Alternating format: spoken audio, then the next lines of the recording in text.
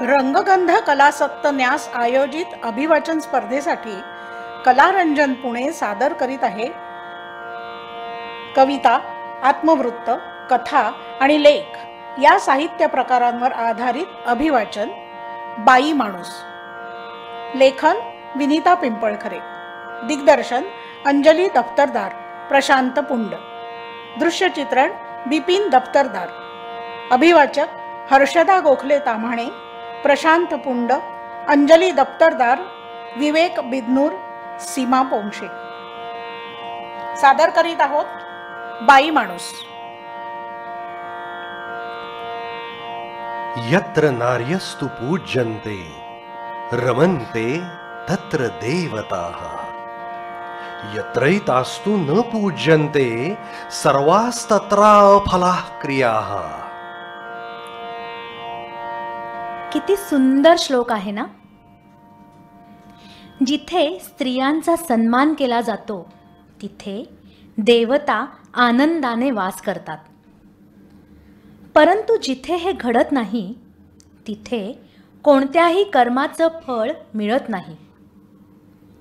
मनुस्मृतीच्या 3ऱ्या अध्यायात या श्लोकासहित स्त्रीची महती गाणारे सलग 5 श्लोक आहेत. पण वास्तव काय आहे? अगदी पुरातन काळापासून आज तागायत स्त्रीकडे नेहमी बाई म्हणूनच बघितलं जातं. एक माणूस म्हणून तिची दखल घेतली जातच नाही. महाभारतातल्या उद्योग पर्वात ययाती राजाची कन्या माधवी हिची एक कथा आहे. ययातीच्या दरबारामध्ये ऋषी गालव करी याचना. ययातीच्या दरबारामध्ये ऋषी गालव करी याचना विश्वामित्र गुरूंना मज द्यायची आहे गुरुदक्षिणा. 800 श्वेतकर्णी घोडे, 800 श्वेतकर्णी घोडे मजला हवे आहेत राजा. रिक्त हस्ते मज नका पाठवू, करा पूर्ण कामना. ययाती म्हणे, मी उदार राजा ही असे माझी कीर्ती. घोडे नसती पण माझी कन्या माधवी करेल पूर्ती. देतो तिजला तुझकडे, जा नृपास अर्पी तिला. देतो तिजला तुझकडे, जा नृपास अर्पी तिला. घे हेतू पुरवून, मग धाडून दे मजकडे तिजला. घे हेतू पुरवून, मग धाडून दे मजकडे तिजला. गालव अयोध्येस गेला माधवीस घेऊन थेट. गालव अयोध्येस गेला माधवीस घेऊन थेट. राजा हर्यश्वाला त्याने माधवी दिली भेट. वर्षभर भोगून तिला, वर्षभर भोगून तिला. वसुमना पुत्र मिळवून, गालवला दिले 200 श्वेतकर्णी घोडे आनंदून. गालवला दिले 200 श्वेतकर्णी घोडे आनंदून. कौमार्य परत मिळवण्याचे माधवीस होते वरदान. कौमार्य परत मिळवण्याचे माधवीस होते वरदान. काशीच्या राजा दिवोदासला तिचे देण्यात आले दान. राजाची सजवून शेज, राजाची सजवून शेज. तिने पुत्र प्रसवला प्रतर्दन. 200 श्वेतकर्णी घोडे मिळाले माधवीचा विनिमय करून. मग उशीनरच्या राजा भोजकडे माधवीला नेले. मग उशीनरच्या राजा भोजकडे माधवीला नेले. शिबी पुत्र दिला, 200 श्वेतकर्णी घोडे मिळाले. तरी 200 घोडे गुरुदक्षिणेस कमी पडले. तरी 200 घोडे गुरुदक्षिणेस कमी पडले. मग त्या बदल्यात माधवीलाच गुरुस अर्पण केले. मग त्या बदल्यात माधवीलाच गुरुस अर्पण केले. विश्वामित्राला पुत्र झाला अष्टक. विश्वामित्राला पुत्र झाला अष्टक, झाली पूर्ण गुरुदक्षिणा. ययातीकडे आले गालव, वचनाप्रमाणे माधवीस परत देण्या. ययाती म्हणे माधवीला, तुझा विवाह आता करूया, तुझा विवाह आता करूया. नाकारून सारे ती 4 पुत्रांची माता निघून गेली राना.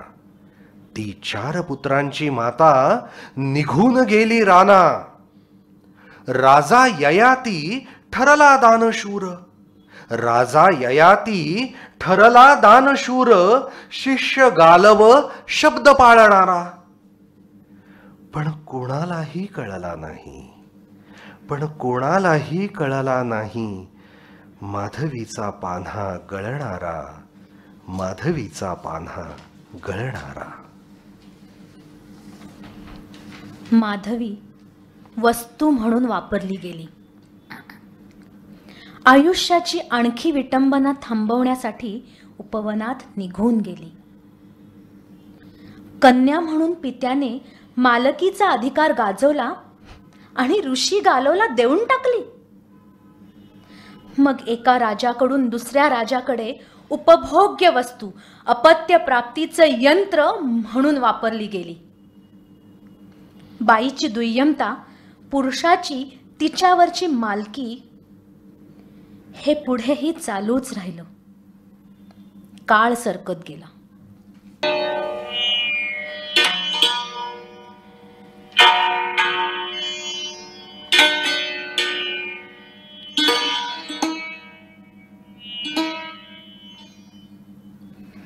हिरवे हिरवे गार गालीचे, हिरवे हिरवे गार गालीचे, हरित तृणांच्या मखमालीचे. त्या सुंदर मखमालीवरती फुलराणी ती खेळत होती, फुलराणी ती खेळत होती. एक कलिका आणि सूर्यकिरण यांची नाजूक प्रीतिकथा या कवितेत वर्णन केली आहे.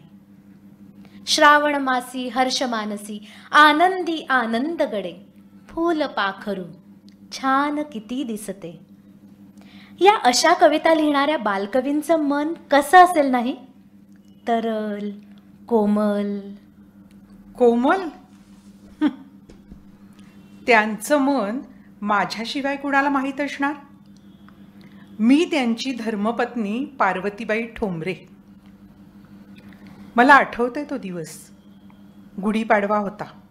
घरात सीताबाईंनी, म्हणजे माझ्या जाऊबाई हो, त्यांनी पुरणपोळ्या केल्या होत्या. मला म्हणाल्या, आज तू वाढ.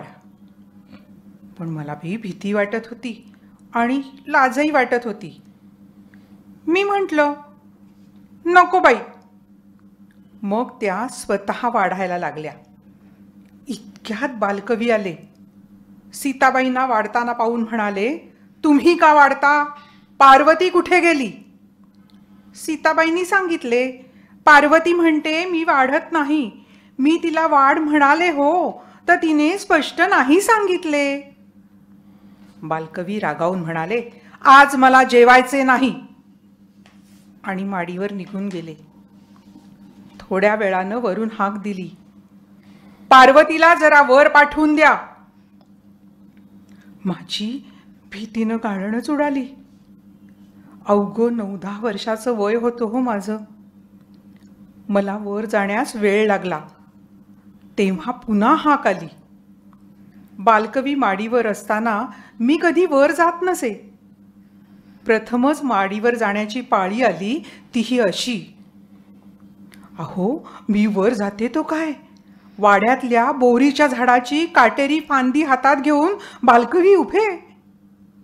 मी दिसताच मला काटेरी काठीनी मारू लागले. बोरीचे काटे बोचल्यानं मी मोठ्यांदा रडू लागले, तर मला रडूही देईनात. मला पोटभर मार दिल्यावर बाहेरून दाराला कडी घालून ते खाली निघून गेले. सीताबाईंना म्हणाले, मला जेवायला वाढा आणि तुम्हीही जेवून घ्या. पार्वतीला आज जेवायला द्यायचे नाही. तिला आज उपासाची शिक्षा. सणाच्या दिवशी मी छोटीशी पोर उपाशी पोटी तशीच झोपले हो. सासरी राहायचे म्हणजे सासूरवास भोगणे भागच होते. माझ्या जाऊबाई अन्नपूर्णाबाई कामाला हातच लावत नसत. सतत त्यांच्या छोट्या मुलीला घेऊन बसत.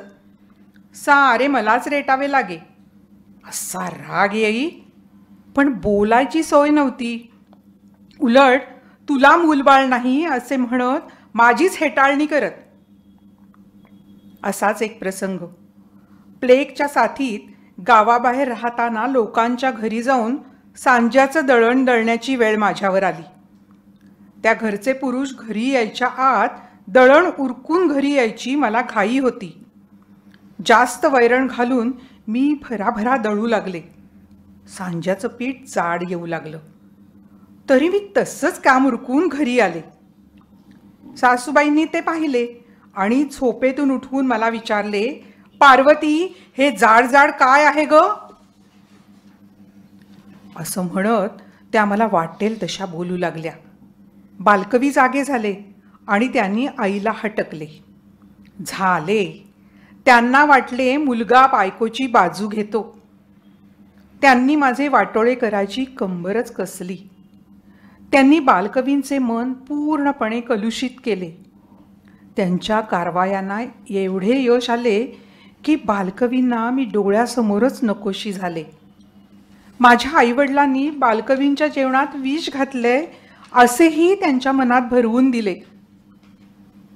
अशीच दुःख गिळून संसाराच्या रामरगाड्यात दिवस कंठले आणि वयाच्या 14व्या वर्षी मला वैधव्य आले. पाहिलत, हा निसर्ग कवी पुरुष आपल्या मालकीच्या बाईला बोरीच्या काठीने मारत होता. किती आघात बाईच्या शरीरावर मनावर होत राहिले गणतीच नाही.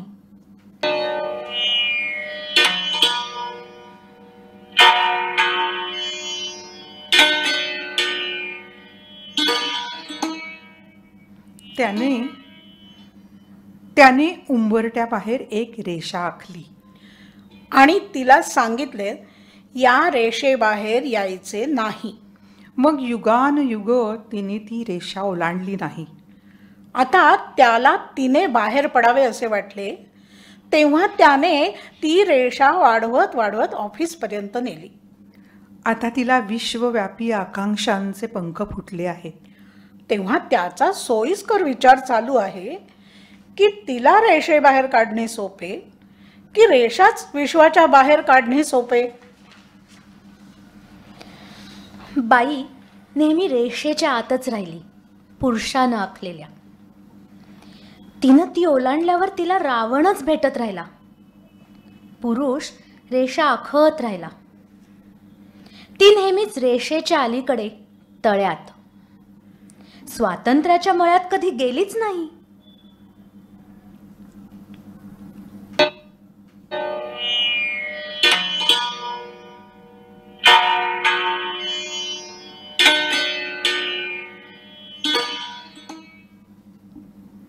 बाई घराबाहेर पडली, शिकली तर ती विचार करू लागेल, प्रश्न विचारू लागेल. आणि हेच पुरुषी समाज व्यवस्थेला मान्य नव्हतं. त्यामुळे शिक्षणाने उमलू पाहणारी एक कळी समाजाने उमलण्याआधीच खुडून टाकली. पुण्यात शुक्रवार पेठेत एक हौद आहे, बाहुलीचा हौद. अहो, नुसतं नाव ऐकल्यावर आपल्याला काहीच बोध होत नाही, नाही का? तुम्ही म्हणाल, बाहुलीचा आणि हौदाचा काय संबंध? त्या काळामध्ये पुण्यात क्रांतिज्योती सावित्रीबाई फुले यांनी मुलींची शाळा सुरू केली होती. डॉक्टर विश्राम घोले यांचा महात्मा फुले यांच्याशी संपर्क होता. त्यांनी ठरवले की समाज सुधारण्याची सुरुवात आपल्या घरापासून करायची. त्यांची थोरली मुलगी काशीबाई हिला त्यांनी शिकवायचं ठरवलं. काशीबाईचं वय होतं अवघे 6-7 वर्ष. ती अतिशय हुशार, चुणचुणीत कुशाग्र बुद्धीची होती. शाळेत जाऊ लागली. शाळा मनापासून आवडायला लागली. पण त्या काळातल्या परिस्थितीनुसार तिचं शाळेत जाणं कुणालाच आवडलं नाही. अहो, बाहेरच्या लोकांनी तीव्र विरोध केलाच, पण घरातही वयस्कर मंडळी आणि स्त्रिया यांचाही विरोध होऊ लागला. पण डॉक्टर घोले आपल्या विचारांवर ठाम होते. त्यांनी काशीला म्हणजे त्यांच्या लाडक्या बाहुलीला शिकवायचंच असे ठरवले. दिवसेंदिवस संघर्ष वाढत गेला. समाजातल्या जुन्या लोकांनी, जातीतल्या मान्यवरांनी त्यांना समजवण्याचा प्रयत्न केला, पण त्यांनी ऐकलं नाही. समाज सुधारकाला संघर्षाचा सामना करावा लागतो हे त्यांना माहीत होतं. बाहुली अभ्यासात रमली आहे हे त्यांना जाणवत होतं. शेवटी जातीतल्या लोकांनी, तुम्ही मुलीचं शिक्षण बंद केले नाही तर आम्ही तुमच्यावर बहिष्कार टाकू अशी धमकी दिली. मग मात्र घरातले लोक खूपच घाबरले. एकदा शाळेतून घरी आल्यावर बाहुली अशीच खेळत होती. घरात कोणीतरी तिला बोलवलं आणि प्रेमाने तिला लाडू खायला दिला. खेळून तिला भूक लागली होतीच. तिनं तो संपवून टाकला आणि काही क्षणात तिचं पोट दुखू लागलं, कारण त्या लाडूत काचा बारीक कुटून घातल्या होत्या. कोणत्या तरी नतद्रष्ट नातेवाईकांनी असे अघोरी कृत्य केले. पोटात काचा गेल्या, अंतर्गत रक्तस्राव झाला, बाहुली मरण पावली. या बाहुलीच्या स्मृतिप्रित्यर्थ डॉक्टर घोले यांनी जो हौद बांधला तो हा हौद. विद्येचं माहेरघर असलेल्या पुण्यात स्त्री शिक्षणाच्या पहिल्या बळीची ही आठवण. त्या पित्याने जेव्हा आपल्या लाडक्या लेकीचं नाव बाहुली ठेवलं, तेव्हा त्यालाही कल्पना नसेल की ती खरंच समाज पुरुषाच्या हातातली बाहुली ठरेल.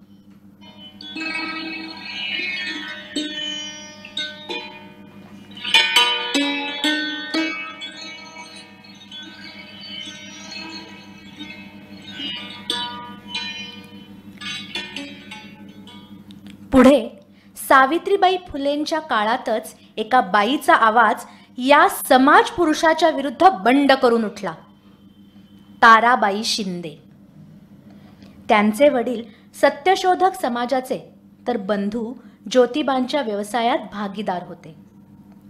सतीची प्रथा सर्रास असलेला हा काळ. 1882 साली त्यांचं स्त्री पुरुष तुलना हे पुस्तक प्रसिद्ध झालं. त्यात त्या लिहितात, अरे, नवऱ्या आधी बायकोने मरावे किंवा बायको आधी नवऱ्याने मरावे याचा तुमच्या बापदादांनी देवांपासून काही दाखला आणला काय रे? मरणे किंवा जगणे हे त्या सर्व शक्तिमान नारायणाचे हाती. तुमचे हाती काय दगड आहे? त्या स्त्री जातीत सावित्री तरी आपले पतीचा प्राण परत आणण्याकरिता यमदरबारात जाऊन आली. पण पुरुषांमध्ये कुणीतरी आपले बायकोचे प्राणाकरिता यमराजाचे दरबारात तर नाहीच, पण उगीच त्या दरबाराचे वाटेवर तरी गेलेला कोठे ऐकण्यात आला आहे काय? जशी स्त्री तसेच पुरुष. तुमच्यामध्ये मोठे अलौकिक गुण ते कोणते? तुम्हीच कोण असे शूर म्हणून देवांनी तुम्हाला इतकी मोकळीक दिली? अरे, तुम्ही म्हणता ना, आपल्या जीवावरून दुसऱ्याचा जीव जाणावा. मग येथे तुमचा जीव कोठे जातो? तुमचा जीव जसा तुम्हाला प्यारा आहे तसा स्त्रियांचा त्यांना नसेल काय? पतिराज स्वर्गवासी झाले तर बाईचे हाल कुत्रे खात नाहीत. कपाळी काय मग? तिला कुठे लग्नाकार्यात, समारंभात, जिथे काही सौभाग्यकारक असेल तिथे जाण्याची बंदी. का? तर तिचा नवरा मेला, ती अभागी करंट्या कपाळाची. तिचं तोंडही पाहू नये अपशकुन होतो. तिचा पती मेला पण तो तिने का मारिला याचा विचार कोण करतो? म्हणजे नाऱ्याने केले आणि केशाला प्रायश्चित्त. स्त्रियांवर या शास्त्रकर्त्यांची करडी नजर का? पुण्यात सार्वजनिक सभेने मोठ्या डौलाने लिहिले होते की सरकार स्त्रियांना सती जाण्याची मोकळीक देईल तर बरे, पण स्त्रिया सती जाऊन तुम्ही त्यांच्या मागे गवऱ्या वळायला का राहता? तुमच्या बायका मेल्या म्हणजे तुम्ही त्यांच्या बरोबर का सती जाऊ नये बरे? तुमच्यापेक्षा ती सती गेल्याने फार नुकसान होईल. कसे म्हणाल तर ती मेली म्हणजे तिच्या मागे तिची लहान लहान मुलं असतात, त्यांना कुणी सांभाळावं? अरे म्हण आहे, घोडे फेरता बाप मरावा, पण रहाटाने सूत कातणारी आई मरू नये. बाप जर मेला तर ती आई पाहिजे ते दुःख सोसून मुलांना पोशील, पण तुम्ही आज ती मेली की उद्या दुसरी करून त्या मुलास देशोधडी करता की नाही? हे याकरिता बायकोच्या आधी तुम्हालाच त्या कुंडात का बरे टाकू नये?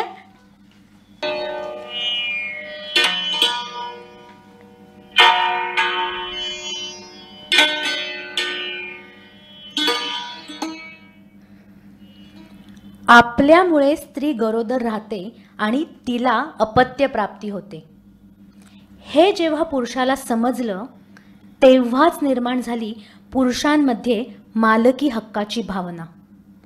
ही स्त्री माझी आहे, तिनं माझीच मुलं जन्माला घालायला हवीत. स्त्री हे एक साधन आहे वंश पुढे नेण्याचं. माझा वंश पुढे चालला पाहिजे, माझा धर्म, माझे कुल, माझी जात, त्याचं महत्त्व, त्याचं पावित्र्य. यातूनच स्त्रीच्या योनी शुचितेची संकल्पना आली. एक स्त्री, एक पुरुष, त्यांची अपत्य. अशा पद्धतीची कुटुंब व्यवस्था स्थिर व्हावी म्हणून पावित्र्याची कल्पना दोन्ही बाजूने गरजेची होती. पण पुरुषानं पावित्र्य ठेवलं नाही तरी तो गरोदर राहत नसल्याने त्याचा परिणाम समाज व्यवस्थेवर होत नाही. पण स्त्रीचं तसं नाही. म्हणूनच या व्यवस्थेत स्त्रीच्या योनी शुचितेवर सर्वाधिक लक्ष दिलं गेलं. मध्ययुगात युरोपमध्ये जेव्हा घरातील पुरुष युद्धावर जात तेव्हा स्त्रियांना चॅस्टिटी बेल्ट घालत. ते लोखंडाचे असत. ही एक प्रकारची कुलप असत. युद्धावर जात असताना आपल्या बायकांच्या कमरेला कुलूप लावून पुरुष युद्धावर जात, म्हणजे स्त्री योनी सुरक्षित राही. युद्ध हरलं तर विजेते सैन्य शत्रूच्या बायकांची अब्रू लुटायला येत असे, तसे होऊ नये म्हणून ही कुलूप लावण्याची भयानक प्रथा सुरू झाली. काही वेळेला पती जवळ नसताना पत्नीला मोह होऊन ती परपुरुषगामी होऊ नये, तिचे पावित्र्य अबाधित राहावे म्हणूनही याचा वापर होत असे. युद्धावर गेलेला माणूस परत कधी येणार याचा काहीच भरोसा नसे. त्यामुळे काही काळानं स्त्रियांना या कुलपाचा जाच होई. त्यात ते धातूचे असल्याने शरीराला घासली जात. त्याच्या जखमा होत असत. नीट चालता येत नसे. नैसर्गिक उत्सर्जन करणे अशक्य होई. त्यातच त्यांचा शरीराचा मासिक धर्म आला तर दुर्गंधी असह्य होई. काही स्त्रियांची शरीरं तर अगदी कुजत, त्या कुजून मरतही. आजही स्त्रीचं अब्रूचं भांड काचेचं असतं असं म्हणतात. एकदा फुटलं की परत जोडता येत नाही. हाही समज पुरुष प्रधानतेने दिलेला आहे. स्त्रीचं अब्रूचं भांड काचेचं तर पुरुषाचं कशाचं, लोखंडाचं. त्यांनी काहीही कसंही करा, त्यांची अब्रू कधी जात नाही की त्याला तडा जात नाही. शतकानुशतके, युगानुयुगे हे असेच आहे. पण आता हे बास झालं. देहाच्या 2.5 इंच भागासाठी देहाची कुर्बानी देणं बास झालं. मुळात स्त्री देहावर तिचाच हक्क असायला हवा. बलात्कार होऊ नये म्हणून देहत्याग करण्यापेक्षा तो कसा टाळता येईल याचा विचार व्हायला हवा. स्त्रियांनी पुरुषाच्या रंजनासाठी बाहुली बनवून सौंदर्य साधना करण्यापेक्षा शक्तीची साधना करून स्वतःचं रक्षण स्वतः करण्याचे धडे घेतले पाहिजेत. स्त्री संशोधकांनी अत्याधुनिक सेफ्टी बेल्ट बनवले पाहिजेत.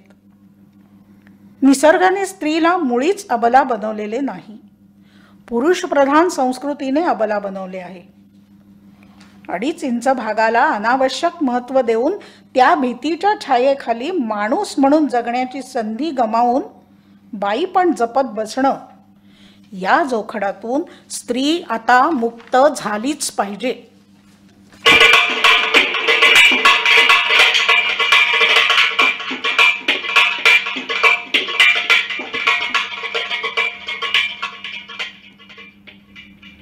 घरचं सगळं आवरून 8 मार्चच्या आंतरराष्ट्रीय महिला दिनाच्या मोर्चात ती गेली. थोडा उशीर झाला होता, पण हळूच आत शिरली. स्त्री पुरुष समानतेचा एक फलक तिनं थोडा वेळ धरण्यासाठी मागून घेतला. खूप जोरात घोषणा देऊन तिला अगदी मोकळं वाटलं. इतका मोठा स्वतःचा आवाज तिनं पहिल्यांदाच ऐकला. तिनं ठरवलं, पुढच्या वर्षी यायची संधी मिळाली तर साडी न नेसता ड्रेस घालायचा.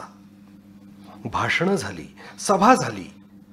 घरी यायला थोडा उशीरच झाला. कुठे गेली होतीस? नवऱ्यानं जोरात विचारलं. अरे मैत्रिणीकडे, ती म्हणाली. चहा कर, मी कधीचा वाट बघतोय. आत्ता आणते रे, ती म्हणाली. भरभर चहा करून त्याला दिला. मग ती संध्याकाळच्या स्वयंपाकाला लागली. कसली डोंबलाची समानता, ती पुटपुटली. तिनं डोकावून पाहिलं तेव्हा तिचा नवरा पाय पसरून MTV बघत बसला होता. तो तिला समाज पुरुषासारखा वाटला. बत्थड. समाज पुरुष, तो पुरुष, तो समाज.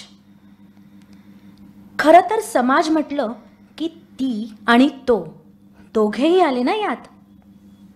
पण ययातीपासून ते आत्तापर्यंत समाज तोच राहिला. तो आणि फक्त तोच. अहो, माणूसही तोच राहिला.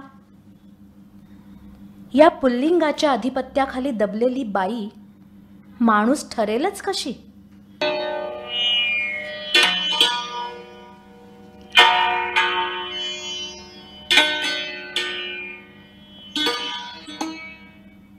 बाईचं माणूसपण कुणालाच तितकं महत्त्वाचं वाटत नाही. बाई माणसाचं माणूसपण गळून गेलं आहे तिच्यातला माणूस न वापरल्यामुळे. बाईचं माणूसपण कुणालाच महत्त्वाचं वाटत नाही. दासींना आत्मसन्मान समजला तर समाजाला घातक ठरतो. स्वतःच्या पायावर कुऱ्हाड मारून घेणं शहाणपणाचं असतं काय? जेव्हा कुऱ्हाड वंशपरंपरेने आपल्या हातात असते आणि चालवण्याचा अधिकारही. त्यापेक्षा सोयीचं असतं बाईपणाचं भय दाखवून बाईचं माणूसपण छाटत राहणं. आपल्याला हवं तसं, आपल्याला हवं तेव्हा. आणि तसं पाहिलं तर बाईतला माणूस त्रासदायकच असतो. सर्वार्थानं कामाची असते ती बाई. आणि बाईच घरबीर बघायला, स्वयंपाक बिपाक करायला, झोपायला बिपायला, पोरं बिरं जन्माला घालायला, त्यांना वाढवायला बिढवायला, संस्कृती जपायला बिपायला, नैतिकता बैतिकता सांभाळायला. बब्बा, बिब्बी बुब्बू बे बाई बाई. बायको, बाळंतपण, बटीक, बब्बा बिब्बी बुब्बू बे बाई बाई. बावळट, बुजरी, बिंडोक, बब्बा बिब्बी बुब्बू बे बाई बाई. बाजार, बाटली, बलात्कार, बब्बा बिब्बी बुब्बू बे बाई बाई. बाईचं माणूसपण असलं काय, नसलं काय? फरक पडतो काय? फरक पडतो काय?